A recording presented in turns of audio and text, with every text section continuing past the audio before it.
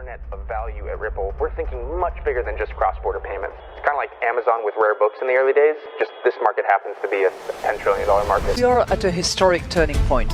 Said in the past that you are doing for money what email did for communication. Moving the whole revolution forward. Take on it. There's trillions of dollars parked around the world. XRP. Is there a possibility that Ripple could take over Swift one day? Well, welcome back, ladies and gentlemen, to episode 24 script. Let's get right into today's video. We were right again. Solana went down. Welcome back to another episode. Ladies and gentlemen, they are not going to use Solana, Ethereum, or Bitcoin to scale real-world assets and cross-border payments. It is just not going to happen. And in today's video, I'm going to show you hardcore facts that you can't argue with. And if you try to argue with that, then you're just arguing against the biggest guys in this league. Where do we even start? Well, remember this article? Circle issues euro-backed stablecoin EURC natively on the Solana blockchain.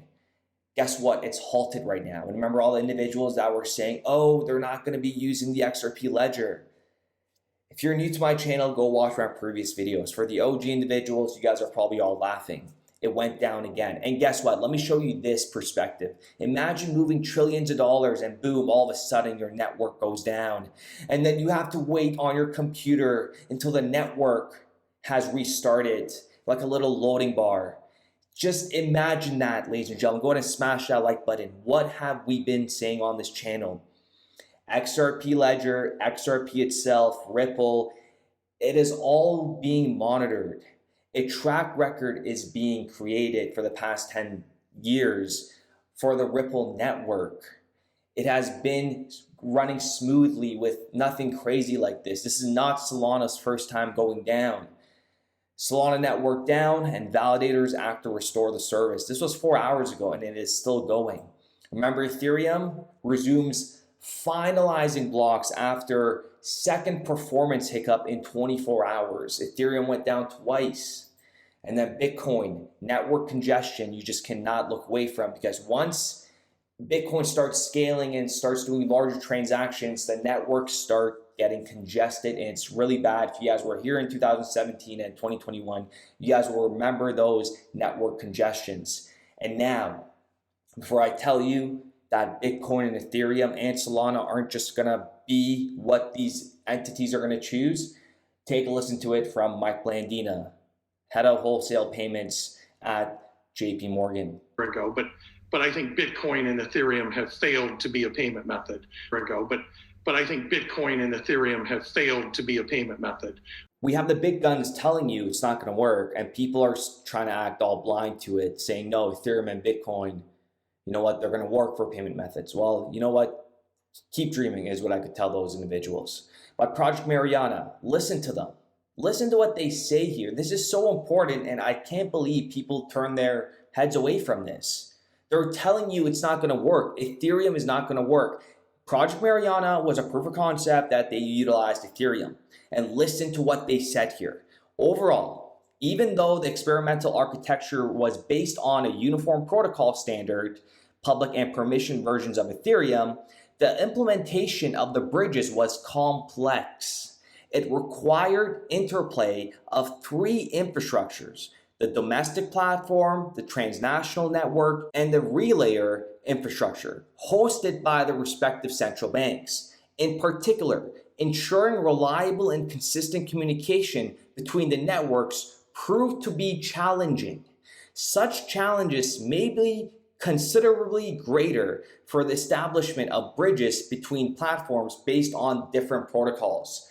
Ladies and gentlemen, go ahead and smash that like button. What don't people understand from this? Let me know what you guys think in the comments down below. But stop dreaming about Solana and Ethereum and Bitcoin scaling trillions into the payments, because it is just not going to happen whatsoever, and that is a fact.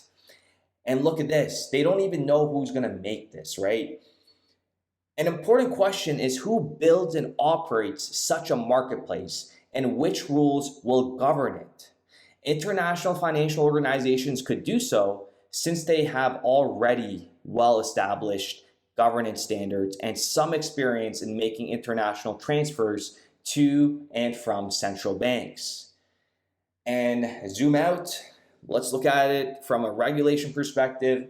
Guess what? We have this in the bag. And take a look at this PDF that was just published by the IMF, ASAP, a conceptual model for digital asset platforms. And they still don't have an answer. Wink face. Okay, that's a couple winks there. Listen to what they said here. Sounds just like the way we speak on this channel. Interoperability at scale across platforms requires the establishment of a common approaches and standards inspired by the success of the internet interoperability. Efficient corridors for cross-border payments and remittances are often enabled by point-to-point integration of payment systems.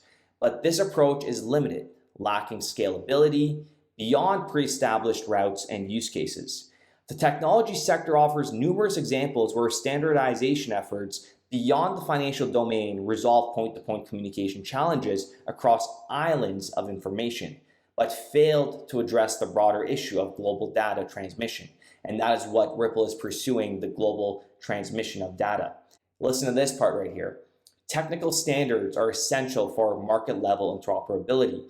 The market is exploring various scalable solutions for interoperable cross-border payments and financial services, including access enablers, bridging patterns, and multilateral platforms. These aim to serve as hubs supporting multiple currency assets and services. As this exploration progresses, it becomes evident that a structured approach towards interoperability is necessary. This entails identifying a technical base, fundamental functions, and their implementations, essential for a high-level design. Interoperability mechanisms must be designed impartially, independent of the specific market-level schemes and the different types of infrastructures they encompass. Such a neutral approach in a platform design with clearly defined functions and their interrelations is vital for seamless cross-border operations. Wow, that is massive. And take a listen to the final remarks here and their next steps. Alongside ongoing policy and business level research aimed at simplifying financial processes, there's a growing necessity to address technical challenges emerging from the introduction of new and intricate systems. Key issues such as interoperability across different ecosystems and the challenges of risk assessment in fragmented ecosystems with limited information models are crucial areas that require attention. With that being said, ladies and gentlemen, I do appreciate every single one of you guys. Let me know what you guys think in the comments down below, and we'll be back with another video.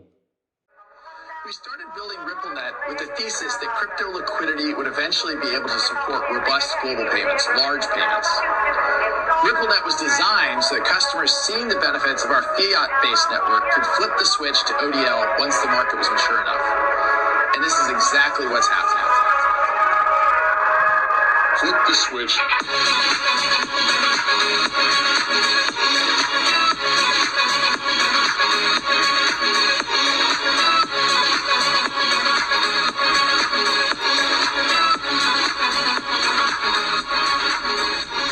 I think what we're building has, it's solving a real problem. And I think all of the tokens, my advice to anybody would be, understand the utility. If there's real utility and there's real value being delivered to a real customer, there will be value in the token.